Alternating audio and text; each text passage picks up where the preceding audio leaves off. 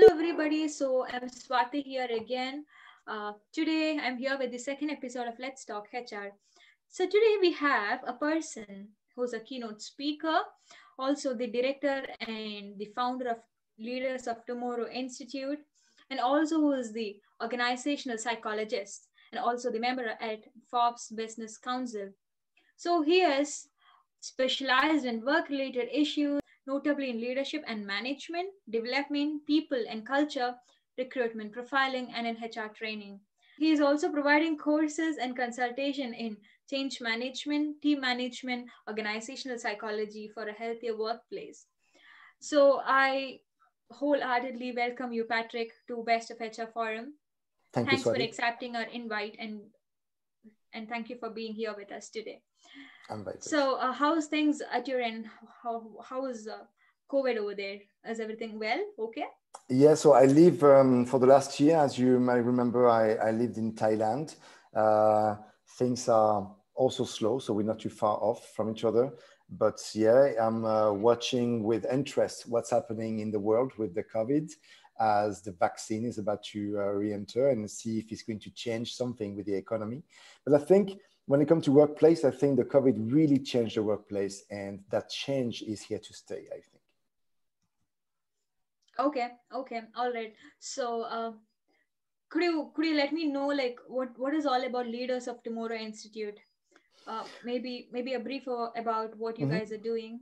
Yeah. So this is, we created the Institute about a year ago, just at the verge of the COVID. It was in my mind, but then we accelerate the process of creating the Institute in Canada with my partner. But I got partner in India, I got partner in Toronto, I got partner in Europe and in China that's in this Institute. Um, the idea is like the workplace has changed and it's time to retrain the leaders. And there is no MBA program or any program at the moment that have changed the program so quickly. So there's a gap between what they've been told and the new workplace. And so the Institute is an attempt to bridge that gap. Okay. Okay. That's really good to know about it. Yes, so today we are going to discuss about the organizational behavior of a startup. So, as Mhm. we say startup, we already know that it's not more like an MNC, multinational companies. It's not, we startup doesn't have any kind of crowd as the MNCs will be having. So, okay, let me ask the question which I would like to know is Mhm. what comes to your mind when you hear the word startup? So startup usually, what comes to my mind is they in a rush to bring their idea out in the market. They think they have a good idea. Maybe it is true, maybe it is not true. But anyway, they in a rush. We're talking about a few people that come with a great idea, and they don't have like a lot of means, a lot of time, a lot of experience maybe, and they think they find something that the market needs, that the people need, and they kind of in a rush to do that. And in this rush, they make some mistakes sometimes by avoiding legality, paperwork, bureaucracy, because they want their idea to be technically out. Most of the startup are technical startup. And so those people are all good coders and IT engineer and whatever the technicity, but they're not trained into the HR world. They're not trained either into the legality of things. So they make mistake by avoiding those things, but we will show that later. But by doing so, about 29% of startup, 30% of startup failed just because of the lack of legality and HR department. Okay, okay. Uh, so I strongly believe is in a startup it should be a place where more like employee aimed environment because startup is something which is in the initial stage of some kind of good happenings in the future. So I personally prefer a good employee aimed kind of environment in startups. So but I don't think that it is happening with all the startup because there are grudges, there are issues happening Mm-hmm. between the employees, or maybe the visions or maybe the business plans doesn't work out well as expected. So what do you think about it? What kind of organizational behavior should a startup should exhibit? Oh, okay. What, well, according to your expectation, let's say that you're joining a startup, okay? So what do you expect, or maybe what kind of organizational is the best behavior is the best for the startup to exhibit? What is the best organizational behavior a startup can exhibit? I think the best behavior they can have is to define a culture, a workplace culture. Because when they believe in something so strongly and they think they have a solution, usually the startup starts with a bunch of friends that probably study together or know each other for some time, and they know, okay, I can do this part, you can do this part, and two or three or four people, that's it, start a startup. They all agree because they know each other for a long time. The problem is when they start to recruit other people that are unaware of their culture, unaware of their bond between these people, and they're unaware. If you ignore why they're here, what these extra people you're bringing in, they might be qualified in doing whatever you need to be done, but maybe they're not buying your culture. And if you don't define a culture, then they will never know what the culture is all about. You cannot just like blink the eyes and expect them to understand. Only with friends that works. So I think one of the common mistakes I've seen in the behavior of startup is they fail again to define not only a product, they fail to define a working environment, a culture. Also, health and safety is lacking. I mean, there's a lot of things that HR bring that a startup that doesn't have an HR solution behind fail. Legality, you have an accident, whatever what you do robotic, you have an accident. Well, normally HR is here to report on the accident things. If you don't have all these things, you're going to be penalized in legality in many countries. Okay, all right. So there is more kind of a norm saying that, I don't prefer joining a startup. I prefer an MNC, multinational companies. It's because I have job security. Okay, Mm-hmm. so this is more kind of a norm which is spread it all over the world, I should say. So, but still there are people working in startup with high motivation. Now, Mm-hmm. also they have the clear vision in front of them and they're working on that. So no job security is affecting them. But I need to understand what is the one thing that a startup can dominate the job security and attract candidates. What is the So one thing? the one thing, money, I'm not sure. It's difficult for a startup to secure funding, So, I mean, as long as funding, the research or and the party we carry on, you know. But people join not only for the money, they also join because they want to create something new, and they believe in an idea, and they think they can be, on that new train. So keep in mind that people join company for different reasons. Some want to join for glory. Some join for just the money only. Some join to like an elevator. They're hoping that your company come from the ground level they were to whatever the level when they leave the company, higher, hopefully. So I like startup very much. I mean, they're very fun to work with. I like people. There's no job security. Yes, but it's a mindset to be a startup. It's not for everyone. Those who really like the security, then they might not be dwell well in a startup. But there's a lot of risk taker. A lot of people that say, well, if we succeed, of course there's a big if, then we will change the world, or we will. And that's also the idea to bring something to change the world. And that dream, make people doing startup more than anything else. There's a new idea, a new creation, every day. I make 1,000 every day. All right. Okay. So here is another main question which I was I keep reminding myself, oh, I should ask this, I should ask this. So here it is. Actually, I think a week before, one of my friend approached me saying that, oh, it's really hard working in startup, because they have no hierarchies, or maybe they have no hierarchies, but still there are very few people, but still they have the grudges and all, and bullying is happening even in startups. So I really don't want that where there is no process. Just like startup as a place where the process are being implemented, not completely. So uh, that person came to me and was literally was, he was worrying out. So what do you think about this? What do you think about getting bullied in a startup? There It's is so much of positive things about a startup, as in mhm. if we join a startup we can learn more, we can expose more, we can just initiate on the floor and do more things. But what about the other side, Mhm. getting When bullied, or maybe having grudges with the manager, or it's all maybe the because it's manager? lacking, it's all because they're lacking to put in place a policy of the workplace, right? So they go straight to the idea, as I mentioned earlier, they go straight to the idea and they skip the bureaucracy part because they think that will come later. And that's a big mistake they make, because when you when you build a structure, let's say you build a house, okay, they see the HR as a roof, or maybe even more, it's like the kitchen. Let's build the building first, and then when it's all built and all that, then we bring a nice kitchen. But HR and the policy are not the nice kitchen. They're not the decoration things, or something quite important, but it doesn't come at the end. You should build a structure of your business, like a pillar that supports your structure.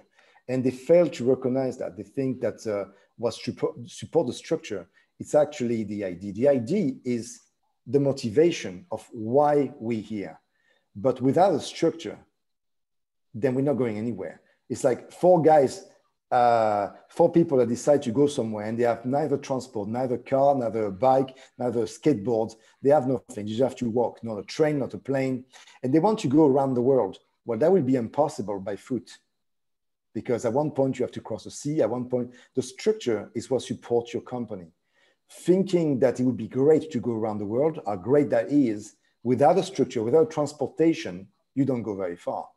And so that's the mistakes done. So the grunge and things, because when you arrive in a company, and what I fear the most is when they say, oh, we all friends here, we all like a family. When I hear that, usually I'm scared. Although a family would be nice, when somebody, oh, here we like a family business, don't worry, just like you, my son. First, I'm not your son. Two, I'm, I don't think you want to know how I grew up with my dad. So maybe you don't want to hear this family business. There's all kind of family. So what they mean by that is like, oh, here you can be who you want. No, you can't, because at one point they're going to remind you that you are an employee and they are the founder. And it was always not clear, because he will say, oh, you can be as much as we are, except when you start to open your mouth and say something and he reminds you, no, excuse me, you have nothing to say. Your job is to code. Go back to your desk. And then you say, where is the family gone? Where is the family concept gone? So don't define a culture by, oh, here we're taking as it comes, we're just a big family. We hug at the end of the day. No, we don't hug. Don't hug me. And instead, make me a structure so I know where to go and when is my time or not time to talk, and how much you want me to and involve myself in an idea maybe that is not mine, but I still building your company. So if I build your company, I become part of it because I adopt this thing. So I want to know how much involved I am, and this structure will let me know. If you say me like, yeah, you can talk anytime, and then when I start talking, then you shut me up, then that's what people start to. Also, there's a different way to build a company. And we all have a different idea. We have a different way of thinking a company. So maybe along the line, what I believe you're the founder of the company. I think you were. And then I realized that as we grow up, as we increase more people, you're missing the point. You're not qualified to manage all these people. And I know that there's other people, or maybe myself, that have a better idea than you. And I really want to help, because I'm on the same boat. But then if it's not my role, if you don't recognize me, that role, and if you haven't defined the role yet, then it's difficult, because you still want to, is your baby. That's the problem with a startup. It's like the people will start, they think as a baby. That's my baby. You can pet it. It's like a dog, you can touch it, you can pet it, but it's my dog. you know. And that's difficult because the dog get attached to everyone. It doesn't have any owner, especially if like it's all there, you know, all the time. So it's difficult because when you sign a contract, just reminder, when you sign a contract with a company, any company, whether it's a small company or a big company, you don't sign one contract, you sign two contracts. There's one you physically sign, which is the one that say how much you're going to work, what is your job title, how much you get paid. That's the legality of it. But there's another contract we don't sign, but we actually sign in our mind, is the moralistic implication of the thing. You know, how much you're buying in yourself. Are you here for the money, or at 5 o'clock you drop your pen and you go home? Or are you here because you believe this company can bring you somewhere or change something in the world that you want to see the change? And if it's not that, if you're not buying in, you won't stay very long. And if it's even worse, if you're buying in, if you really believe in this company, that you're willing to put your time and energy to help them build a company, then you should for sure have something to say. Okay. Here, I would like to ask you one more thing, as you said, implementation of policies or maybe bureaucracies, whatever maybe. So, do you think that it's a startup? Okay, so it's a very small team. They don't have a very huge team. It's a very small team. Mm-hmm. So they are in a process of implementing things. They haven't done it completely, as I've told you earlier. So they'll be in a stage like that. So it's really hard to get a startup in a fully standard or maybe fully process oriented stage. It's really hard to get a Mm-hmm. startup, or it's really hard to see a startup like that. So at that kind of stages, what can a startup do in order to keep a good organizational behavior, keep a good working culture? What can they do? The It, startups which are still in building the processes, standardizing the uh, organizational behavior and culture, what so can they do? having a vision is one thing. Having a solution for everything as challenges come through, another thing. If you think you can solve all the problems that were raised, that you should call yourself God right now. But if you don't think you're God, you will need the help of other people. And if you hire, I will say what Steve Jobs says, you know, from Apple. He said, if you hire someone that thinks is more qualified than you to do the job, when it's time for them to do the job, don't micromanage them. Let them work. Let them do what you hire them for. That means for something greater than you, something you couldn't do yourself. If not, what's the point of hiring someone that's better than you in we need this person because and then when they're there, you're trying to undermine their quality and their skills. So there is a lot of passion in startup because if you find a genius idea, there's also a bit of dream. I mean, who is the copyright going to come to? You know, let's say we brainstorming with 5 people and you start a sentence, someone else complete it, and I finish it. And it's when the whole concept is over, we realize we got something amazing here. But whose idea is that? Is that you because you started the sentence? Is that mine because I finish it? So there's a bit of like a lot of emotion in startup because there's a bit of like I want to be famous. Like it's based on the American model that some guys have done some startup and 5 years later sold to the big company and become millionaire or billionaire. And there's a bit of that behind the startup too. You know, he has to be short, he has to be good, he has to be amazing, he has to be so big and growing so fast that in 5 years we sell him to Google and we have nothing to worry the rest of the world of our life. But very few does that. Very, very, very few. And in that passion, sometimes people forget to put the work first, you know, the work for legalization, the work for this. And the grunge I've seen startup is more like he stole my idea, you know, more like he stole my idea. And I don't think somebody stole the idea. It's like we're all here to complete. But it's up to, I have to say, if you don't have an HR policy or an HR department, then it's up to the founder to define how we're going to work together. Not just what we're going to do, but how we're going to do it. Yeah, I totally agree to that actually. Uh, yeah, so coming to HR, do you personally prefer having a HR in startup? Me personally, no, but I can see why there's a need for HR. Um, I personally believe that a startup, first of all, can afford an HR department. It takes you don't come to an HR overnight. It doesn't take overnight to build an HR, even if you hire HR professional. Um, I believe what I like the best is like an idea with some individual that start with an idea. They have to be structured enough to find only the technical solution of whatever they want to do. They have to be structured enough and open-minded enough to also have a sense of comprehension of how the workplace is all about.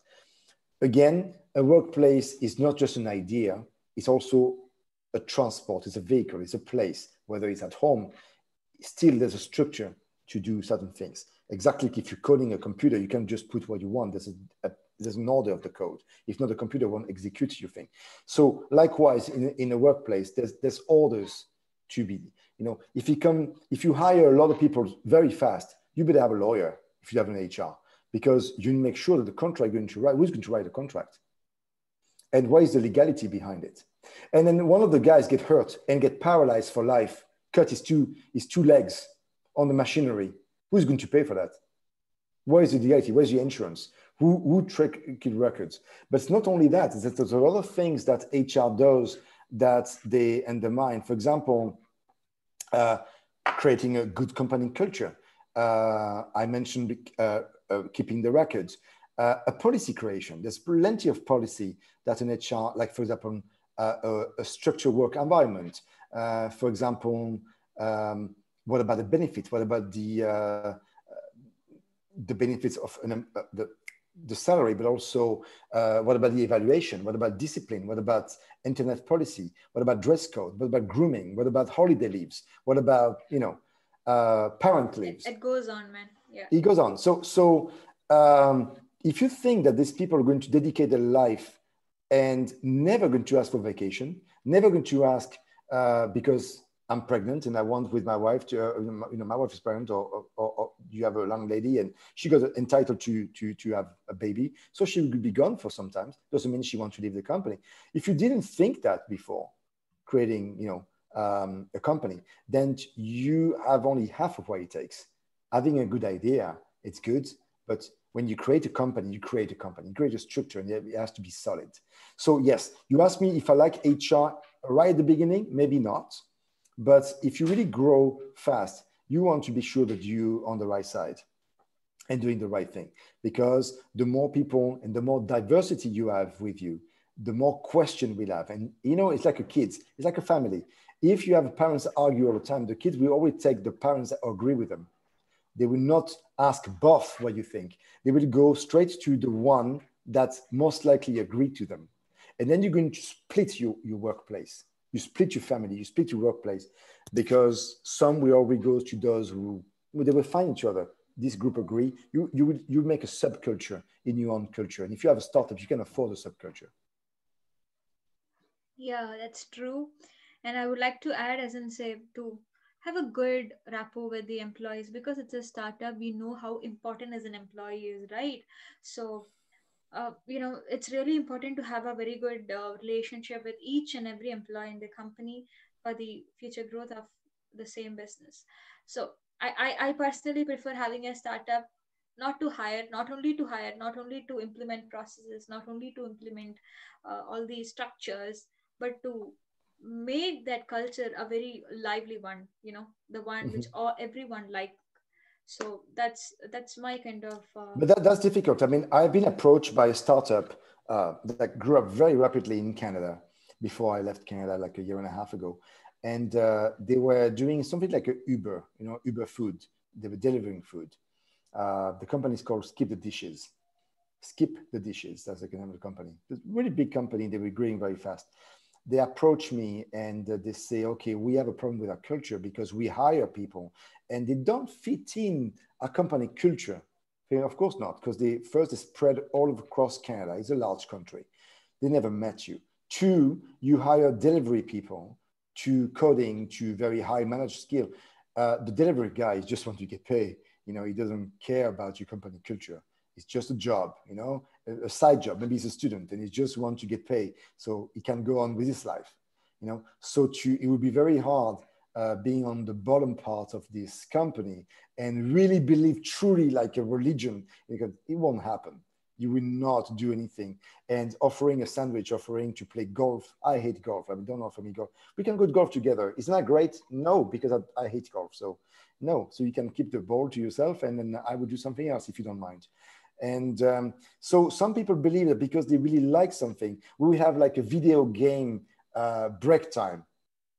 Not for me, please. I don't want video game. Thank you. And you don't play video game? What kind of culture is that? Well, it's not about a culture. I don't want, it doesn't mean I'm not good at my job.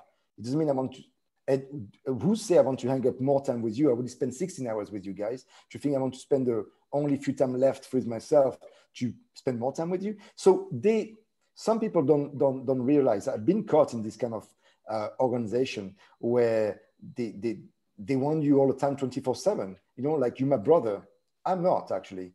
And I would appreciate if you don't treat as one, because it will be better, because we will keep a certain distance, and the distance has to be, yes, I'm believing what you do. That's why I'm doing it, but I'm not your brother either.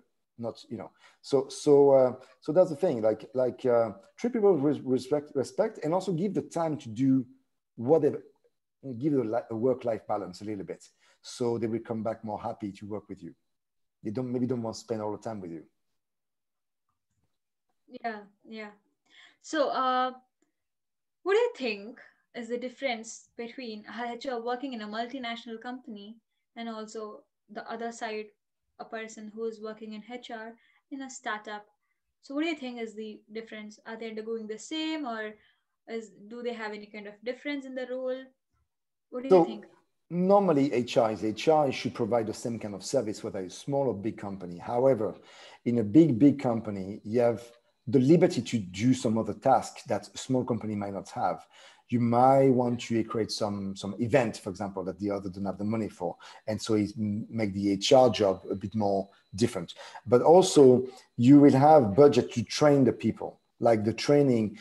A startup expects you to have a skill when you start, where a multicultural company might want to upgrade your skill because they have the time and money to do that.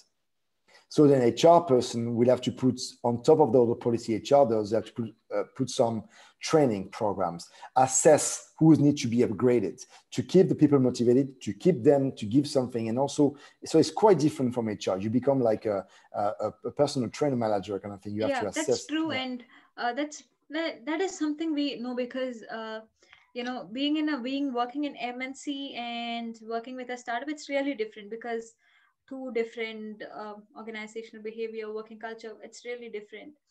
But what is the one quality that a person in HR should be having to work in a startup comparing to the person who's working in MNC? Well, in MNC, you have a team. Maybe in a startup, you're the only one to know what you're dealing with. So in a startup, you have to be confident enough that you will bring by yourself all the solution and needs and that they need, all the solution by yourself. In a big organization, you will have a team to work with. So you have a less responsibility to take in a way. Doesn't mean you have to take no responsibility. I'm saying like you can share, and obviously you have more. On a startup, if you're alone, then you have to come with everything you can think of. And it's difficult for one person to be good at everything, because even if you know by the book what you should bring in an HR startup, it doesn't mean you're good at everything. Maybe you're not good at assessing people. Maybe your forte is not the interview. Maybe your forte is more the legalization of the things. Maybe you're good at writing contracts, making like inboarding, outboarding. But maybe you're not so good at, I don't know, assessing people or reading people. So you keep hiring the wrong person because you don't know how to read people, because you get, So whatever it is, one person deal, you will for sure, reach the limit quicker than if you work in a team. In a team, it's not one person decision, it's many decision. Yeah, that's amazing. Okay, so I would like to conclude this with one more question, one last question. So you have two people in front of you. One worked with startup and one worked with MNC. Both are from HR department, and you are supposed to give an award to any one of these. So whom do you choose? Difficult to answer that. I mean, they both deserve, some rewards for what they bring. They have different tasks in a way in front of them, and they do their best. I hope in bringing what they can. If I trying to answer your question, I wouldn't like not to choose one of those actually. Okay, just put this in way. Put that in this way. Like both the people have really appreciated from some kind of communities or organizations, and now it is your chance to hire a person from those two. Mm. You know that those two are really brilliant and really good in their job. So, but there is one choice where you need to hire one person. So, would For you go me, for the startup HR or the right. MNC? Well, I will go for the motivation. I will go for the soft skills.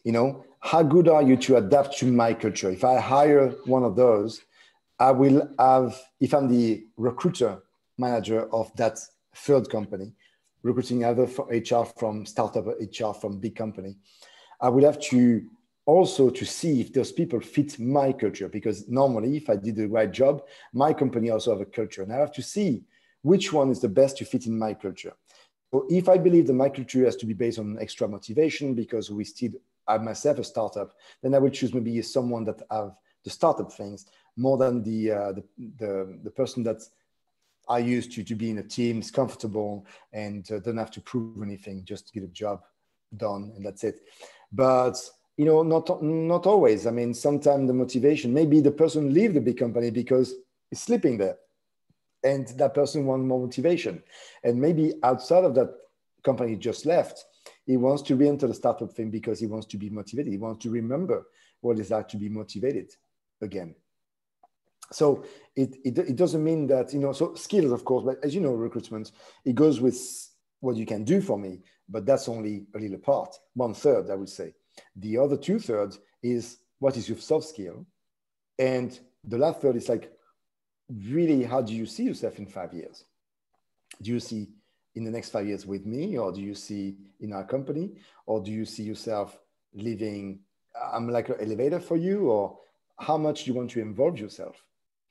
That is very important too, to see what can you bring in a hard skill, soft skill, and also what kind of motivation and and also in a startup, what kind of people can you bring? Maybe you connect to other people that we might need on LinkedIn and things. You can bring people, maybe we're still looking for money, and maybe bringing a new person, whether he's a coder, whether he's like whoever he is, maybe that person knows someone that might help the whole company down the line.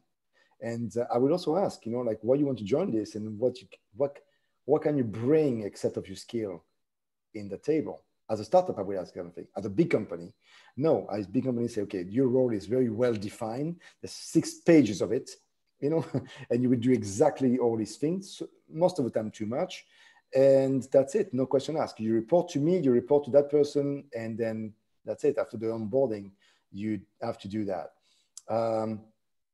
I have done a lot of startup, and I work in a very, very big company myself. Now, as an employee, as I say, of big company, it didn't work well for me because I'm too entrepreneurial. My mind is too much on the entrepreneur side. I want to create things. And when I see something that doesn't work, I fix it. Whether it's my home, whether it's my bike, whether it's my car, something doesn't work, I don't wait, I fix it. Most of the time, I don't know how to fix everything, but I try to fix everything I can. If I cannot fix myself, I will find something that will. What I don't do is let it last for a long time. Where some people in big companies, you might wait sometime, a long time until the problem is fixed. They all know the problem, and then they're sleeping on it because maybe they have other priority, or because no one wants to take the challenge. In a culture where there's a fear culture, in a culture where you're afraid of talking and reporting issues, and just reporting an issue, whether in HR or not, you will not talk because you're afraid of reprimand, you're afraid of being fired, you're afraid of being fired. And if you don't talk, eventually you will have a culture when no one takes responsibility and risk. So if you impose a fear culture to a company, very soon, those who not leave will stay there and will not report any issue. So when something explodes or doesn't work, they say, yeah, we knew it, but we couldn't say it because we were afraid of being fired. But now it explodes. Good luck with that. So, if you're not listening, there's a saying that says, if you're not listening to the people around you, soon all your friends will have people who have nothing to say. That's true. Yeah. So that was really nice hearing that answer from you. So thank you so much, Patrick. It was really nice talking to you today. Yes, thank you. And again, thanks a lot for accepting our invite and joining us today evening. Yes, thank you so much for the invitation. Always a pleasure, Swati. Anytime. Thank you so much, Patrick. We'll meet Yes. you again. Yeah. Bye. Bye-bye.